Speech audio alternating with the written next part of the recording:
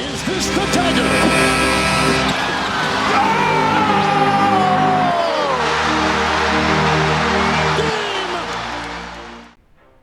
G'day guys, JB here, and for the final time this year will be a review of some sort, this one for Game 5 of the 2024 NBA Finals, with the Boston Celtics essentially routing the opposition Dallas Mavericks to secure their 18th and record-breaking 18th championship, defeating them 4-1 in the series, running away convincing victors in Game 5 and cementing their season as one of the better single-season runs in recent history, and stacks up right up there, and we'll get into that a little bit, as one of the better all-time runs. It's certainly by no means a top 10 all-time team, but there's a few little tidbits to touch on there as well.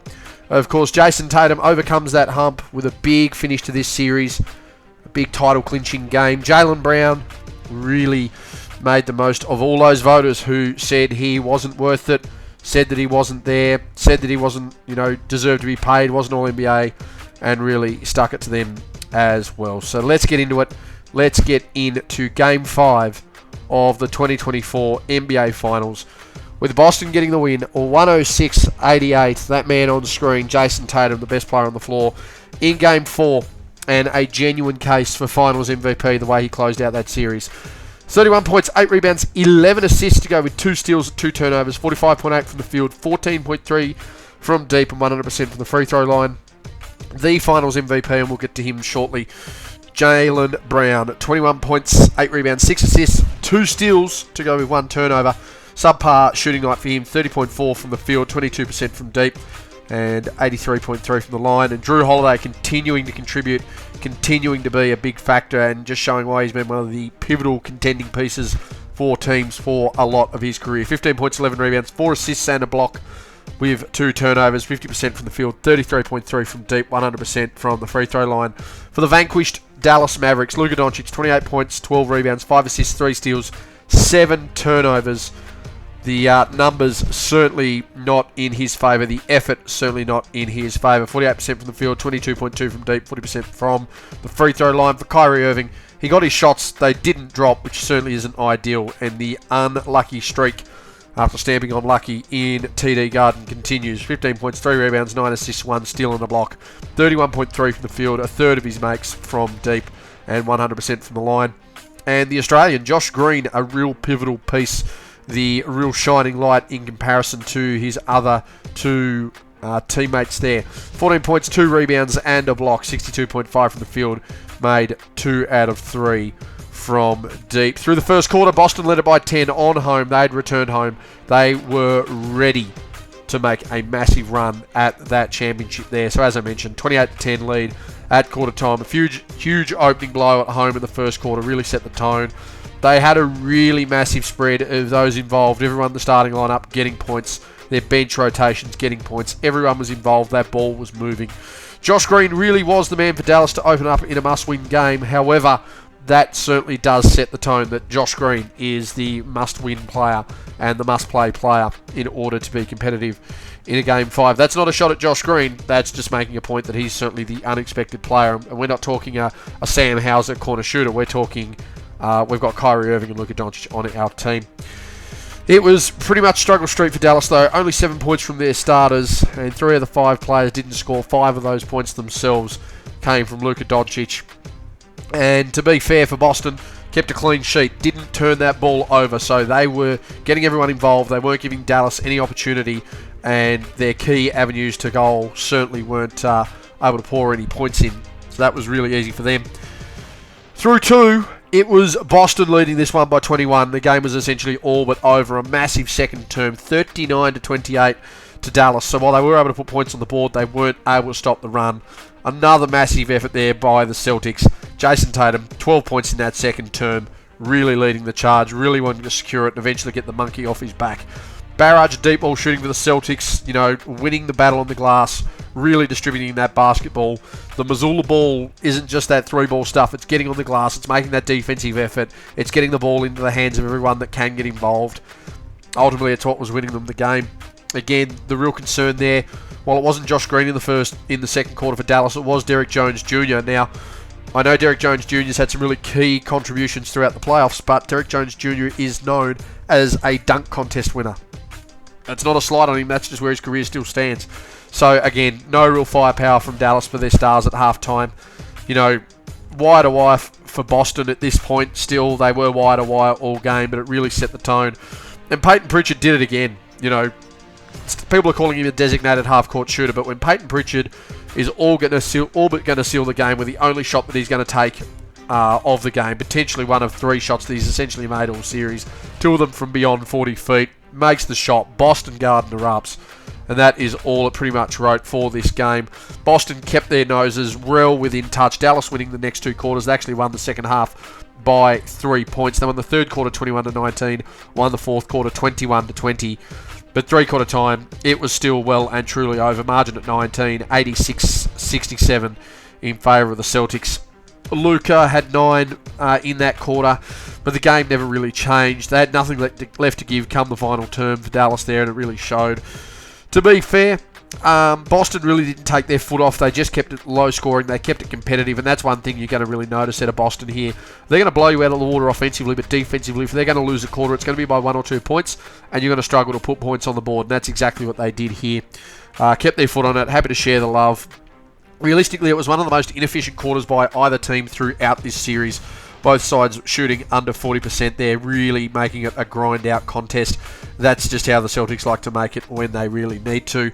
Porzingis, you know, he had little to no impact, but spiritually, you know, that's just something to lift. You talk about the Willis Reed game in 1970.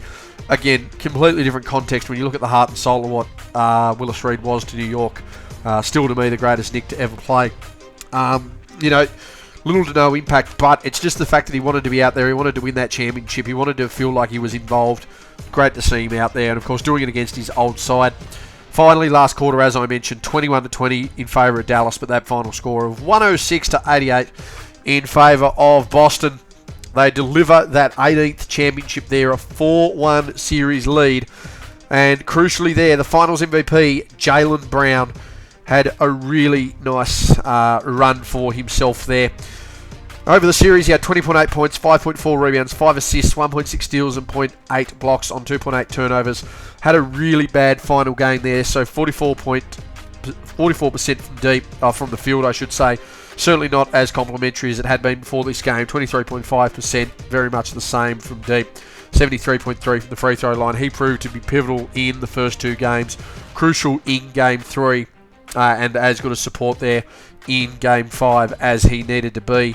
So a really nice feather in the cap there. This is a guy that was all-NBA third team for me, but there wasn't as much glamour around Boston just dominating the competition and getting it done, and Jaylen Brown having a big season once again. He was in my MVP talks throughout the year. I had him at all-NBA. He certainly, for me, had a better season than the likes of a LeBron or a Devin Booker, but there's not as much romanticism around it, just a consistent basketball team, than there is a team that clearly has superstar issues, that has a national media, or just wants to sack a coach. It's ultimately the reason Jaylen Brown didn't play into a narrative. That's why he didn't get the nod. Now he's a finals MVP. He's a $300 million man, and he's going to be worth a lot more now. There's no doubt about it. Jaylen Brown really taking that step. And almost, I wouldn't say that it's a 1A, 1B situation in Boston, but Jaylen Brown's probably going to really try and step it up and make that point as they go forward. And that's exactly what him and Tatum need to do. Just continue to function as they are. Get some wins on the board. You know, there's no reason they can't deliver more success there. Boston, they hit that 80-win mark for the season and delivered a championship. And there are not many teams in the history of the league to do that. Now, you're not going to have some of the all-time great teams pre-1970 realistically on this list. There weren't enough games played in the postseason for it to happen. But just to give you an idea there, the 23-24 Boston Celtics, 80-21, .792 win percentage. That's better than the likes of the 2000 Lakers, of the 12-13 Heat, of the 09 Lakers of Kobe, and better than the 08 Celtics as well. That's the kind of company you're keeping. I mean, above then, teams to win a championship with 80 games with that sort of percentage. You're talking the 86-87 Lakers, the 3 Warriors, the 14-15 Warriors, of course the fabled 86 Celtics, the 97 Bulls, the 96 Bulls, 72 Lakers, the only team to win 80 games and not win a championship, of course, the Golden State Warriors. of 2015-16. So it's a really nice season. I mean, I can understand the argument there. I certainly don't know about the 2000 Lakers. Shaq just had that level of a season, and Kobe had that level of support, and that roster was so deep. And when you consider its time, I don't necessarily think I can put that above that 2000 Lakers team. That 2013 Heat team, they had a magnificent run in them as well. And the 08 Celtics are pretty fabled. I think you're going to be really pushing uphill to try and get above the likes of that. The 92 Bulls, arguably, you look at the 97 team, you look at the 96 team, you could argue the 92 team is as prime a Bulls team as there was. So, you know, to even be in that sort of class with 80 wins and that sort of winning percentage and just under the Magic Johnson, the best of the Lakers, you could argue that he ever had, you know, puts him in some elite company. And you look at who was on that team this year here for Boston. Of course, you've got Porzingis, you've got Tatum, you've got Brown. You look at Derek White, you look at Drew Holiday, you look at Horford, you look at Pritchard, you look at Hauser, guys that were chipping in. That's a competitive Lakers team. Celtics team, and I think that's as good a compliment you can pay them right now. You know, you won 80 games across the season, you won a championship. You can argue your season winning percentage better than some of the more recognisable all-time teams in the modern era. So, you know, I'm not saying where they sit, but I think that's a really good compliment. I think it's a really good perspective piece there to understand how that sits. I suppose the next question for both teams, what's the next step for Dallas? Clearly, Luka's got some things to work on. I think offensively his game's going to look out, but fitness is going to be key to him, and defensive integrity is going to be key to him. Kyrie, if he can stay there and he can stay screwed on and locked in, I think he's fine. We're talking about two guys that can perform. And they've got a really nice complement of players. Does Jason Kidd look at his rotations? There were some guys that managed to get buried in the rotation and weren't getting involved, the likes of an Exum and a Hardaway. What sort of impact does that have? Where does Lively and Kleber sit? All these things. PJ Washington, Daniel Gafford, some of these names here that had very sparing moments throughout this final series that had proven to be key players in the regular season and the playoffs. So for Dallas, it's a good learning step. They did win 50 games this year. They've managed to make a finals. It is about matchups, but that's something that'll keep them hungry. And can Boston go strength to strength? That's the ultimate test here. I don't think they're going to have salary cap issues. I mean, players are going to want to get paid. But when you look at the culture of Boston and the amount of players they've been able to maintain over the years that can buy into the system, that can buy into the success, you look at where they're developing culture-wise, I'm really not seeing too much of an issue with them maintaining. They're a really competitive unit. They were clearly the best team in the East all year. Everyone wants to talk about injuries. That's understandable. But when you want to look at the ultimate result of this finals and the ultimate result of what the playoffs were for Boston, you've got a 64-win team with two leaders that have played an extreme amount of a lot of basketball together, a lot of time together. You've got savvy veterans who have contributed to successful teams. You've got young guys who are willing to chip in, see success, thrive in their situation. You know, are we really shocked that a team that was 14 games clear of their finals opponent won like this? Are we really shocked that they blitzed through and did what they did in their regular season? You know, injuries aside, that's pretty competitive. And I think the East has got a lot to offer it there. Of course, I think Milwaukee looks different when it's healthy. I think Philadelphia looks different when it's healthy. Obviously, Indiana and New York proven that they're big when they're healthy. Cleveland's good when they're healthy. A young Orlando team starting to rise up. There's plenty of competition out there in the East. So let's not override it about, who did they face and what did they get through. If you finish 14 games ahead, you should go through the playoffs like you did. They've done their job. They've done what they needed to do. And in hindsight, if they'd have gone and been challenged, it would have been like the 08 Celtics. Geez, can a team that played 26, 27 playoff games really be considered that great of a team? How did they manage to really struggle here? They won 66 games. It was going to be a no-win situation for Boston. If they go through, if they dominate, if they hold on, if they get the job done, then all of a sudden, great, awesome, they've done what they needed to do. If they struggle, geez, they've overplayed, they're not as good as what they need to do. I think you just need to look at it for what it is, and that is a 64-win team, went through the postseason, made a mess of their opponents as they were expected to do, and came away with a championship. That then puts them on 80 wins. They then sit there win percentage-wise with some of the better teams over the last, well, certainly 20 years. But as far as teams to win 80 games in a championship, you know, they're comparable and around the mark with some of these all-time great teams. We've got to see what they pan out and see what they do over the next couple of years, because obviously their story's not finished. But a really solid season there for the Celtics. They're your champions. They've got 18 now. They sit outright all time. And they're ahead of the field. And right now everyone else has to catch them. Really, really simple. Anyway, guys, that's been me. That has been my review for Game 5 of the 2024 NBA Finals. We'll try and get some historical stuff throughout the off-season onto this channel, and we'll try and keep it pumping there as well. Thank you for everyone that has subscribed, everyone that's tuning in. Greatly appreciate the support. Anyway, guys, that's been me. I'm out.